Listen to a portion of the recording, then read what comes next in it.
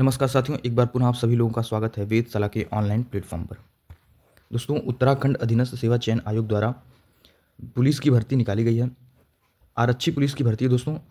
इसमें हम बात करेंगे एक बंद पत्र की, जिसको लेकर काफ़ी कन्फ्यूज़न है और शारीरिक मापदंड क्या होने वाला है, परीक्षा किस प्रकार होगी और इसकी सिलेबस क्या होंगे, यह बात करेंगे। चलिए आइए उससे पहले जान लेते हैं इसकी महत्वपूर्ण तिथियों को। देखिए, 30 अक्टूबर को इसका प्रकाशन हो गया था दोस्तों, ठीक है। वहीं अगर ऑनलाइन आवेदन की बात करें तो 8 नवंबर से फॉर्म भरे जा रहे हैं और अंतिम तिथि इसकी 29 नवंबर रहने वाली है। तो यह तिथि जो है एकदम फाइनल है, इसके बाद डेट नहीं बढ़ेगा, यह बात आप ध्यान रखेंगे। परीक्षा की तिथि 15 जून घोषित कर दी गई है कि परीक्षा जो है 15 जून तक आपकी करा ली जाएगी, है ना दोस्तों। और इसमें अगर कोई संशोधन होगा तो वह उस समय पता चलेगा एग्ज़ाम के कुछ दिन पहले, ठीक है। बाद में आपको इसमें कोई संशोधन नहीं देखने को मिलेगा। देखिए दोस्तों, अगर रिक्तियों की बात करें तो कुल 2000 रिक्तियाँ यहाँ पर हैं, ठीक है। 2000 रिक्तियाँ हैं।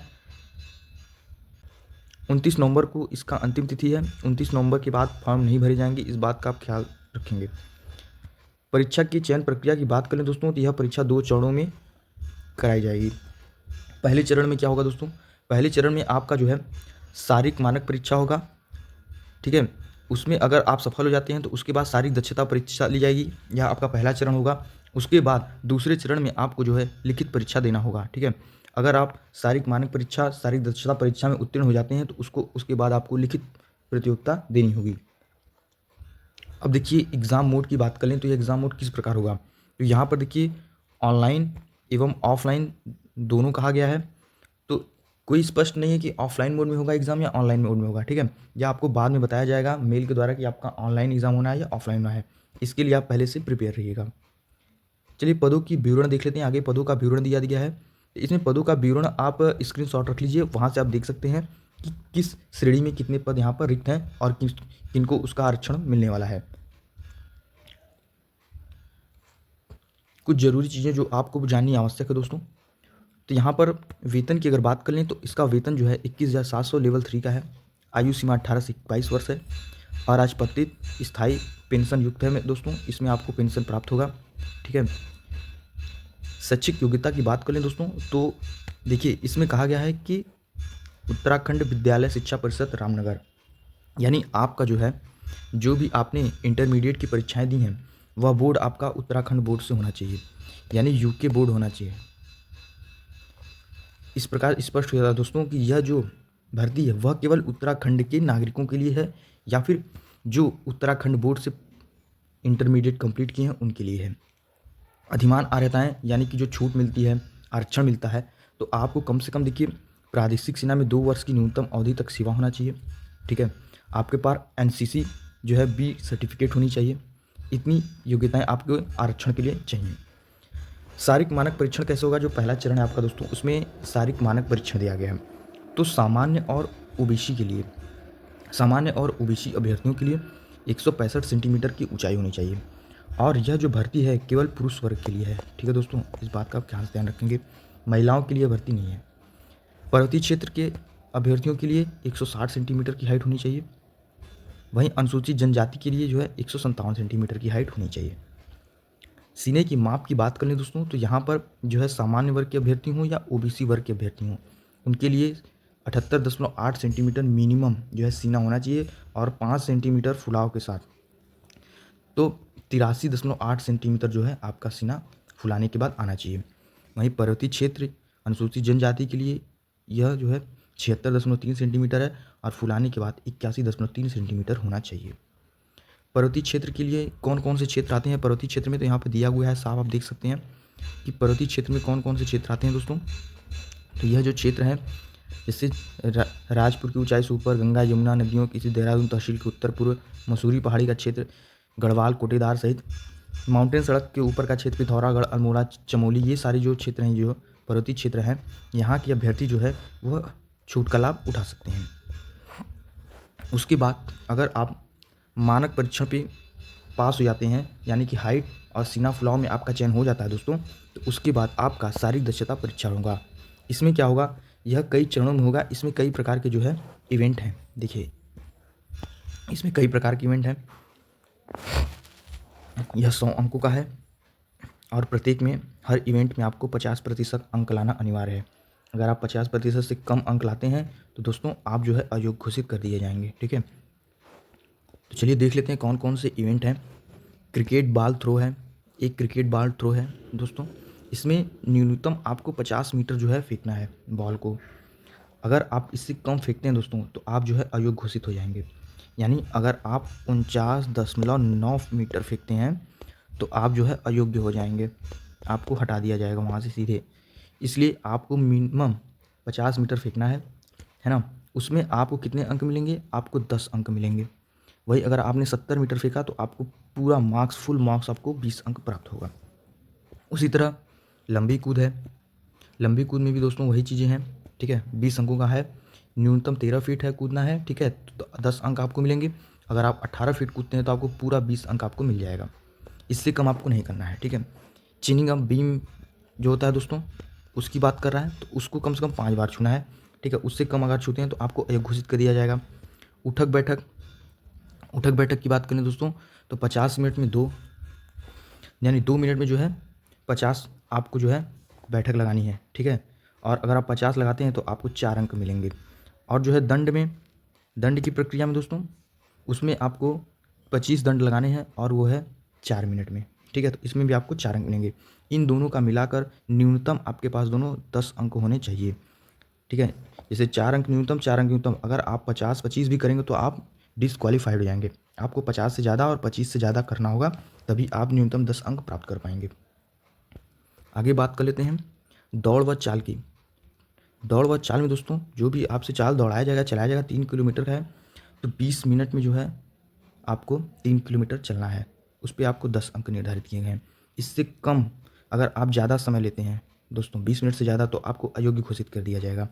अगर आप 10 मिनट में चल लेते हैं तो आपको जो है 20 अंक पूरा दिया जाएगा। तो इस प्रकार से अगर आप शारीरिक मानक परीक्षण, शारीरिक मापदंड परीक्षण में अगर आपका चयन होता है दोस्तों तो उसके बाद आपको लिखित परीक्षा के लिए बुलाया जाएगा। बाकी सारी जो ज़रूरी चीज़ें थी वो मैंने आपको बता दिया। उसके बाद देखिए ये चिकित्सीय परीक्षण है। चिकित्सीय परीक्षण में आपकी आंखों की जांच की जाती है। 6/6, 6/9 की होनी चाहिए आपकी आंख, दाएं बाएं दोनों की। ठीक है, आपके पास किसी प्रकार का कोई अक्षमता नहीं हो, जैसे श्रवण क्षमता देखने में, या फिर आपको वर्णांधता की बीमारी नहीं होनी चाहिए। देखिए दोस्तों जो इम्पोर्टेंट है बंध पत्र, वह आपको जान लेना आवश्यक है कि अगर आपका चयन हो जाता है, ठीक है दोस्तों, तो आपका अगर चयन हो जाता है तो परीक्षण प्रारंभ करने के 5 वर्ष तक आप सेवा में रहेंगे। ठीक है, इससे पहले आपको छोड़कर नहीं जाना है। इसके लिए आपको एक शपथ पत्र, एक बंध पत्र देना होगा। ठीक है, कि आप प्रशिक्षण प्रारंभ होने की तिथि से 5 वर्ष तक उसी में सेवा देंगे। अन्यथा अगर आप 5 वर्ष से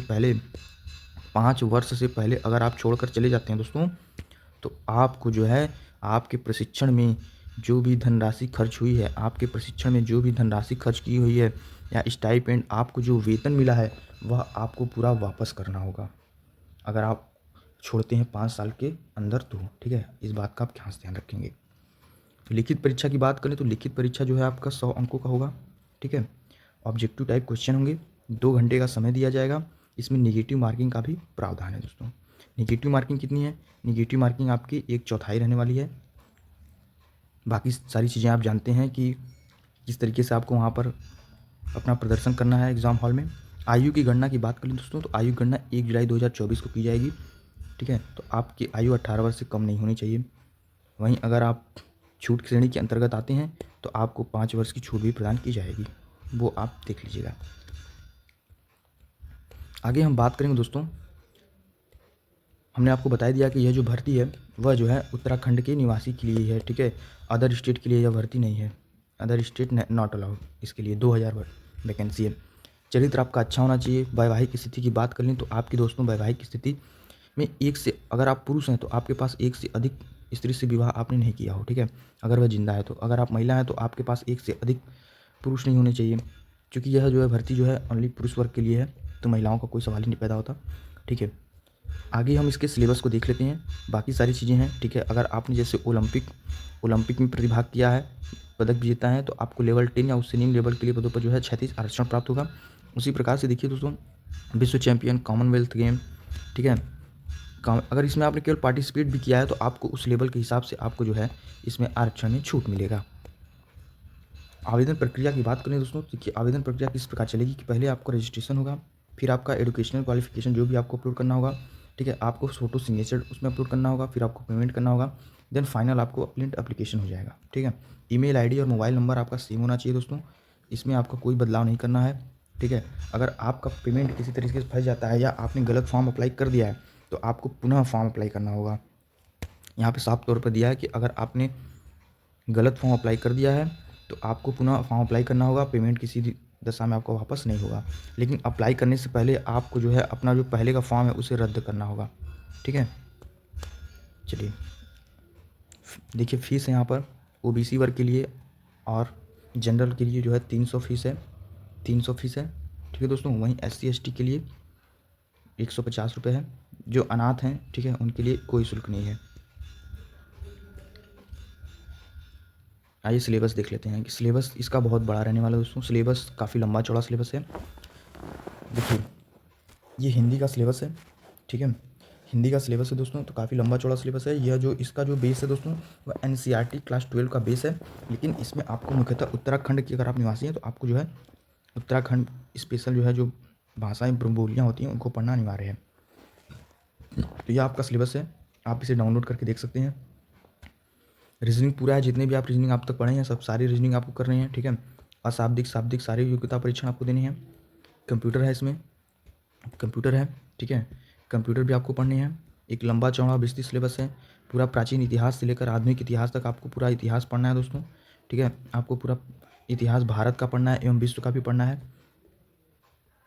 आगे देख लेते हैं, भूगोल है दोस्तों, भारत के परिप्रेक्ष्य में भूगोल और जो है विश्व के परिप्रेक्ष्य में भूगोल। आपको ये सारे भूगोल पढ़ने हैं जो भी इसमें दिया हुआ है, आप इसको डाउनलोड करके एक प्रिंट निकाल करके सिलेबस को रख लीजिएगा, ठीक है दोस्तों। तो यह सिलेबस है, सिलेबस में भारतीय राज्य व्यवस्था भी है। तो आप समझ लीजिए कि history, geography, polity, economy, current, ये सारी चीज़ें आपको इसमें पढ़नी है। जो जो दिया हुआ है, देखिए इकोनॉमिक्स का पार्ट है, ठीक है, तो आपको हर एक चीज़ को पढ़ना है यहाँ पर। उत्तराखंड से, उत्तराखंड स्पेशल है, यूके स्पेशल से भी क्वेश्चन आएंगे, ठीक है। ये 40 अंक का है, तो 100 प्रश्न होंगे दोस्तों, और उसके लिए आपको कड़ी मेहनत करनी पड़ेगी क्योंकि एक लंबा चौड़ा विस्तृत सिलेबस है। चलिए जानकारी पसंद आई दोस्तों तो चैनल को सब्सक्राइब जरूर कर लीजिएगा और वीडियो को लाइक करके अपने दोस्तों को शेयर जरूर कर दीजिएगा।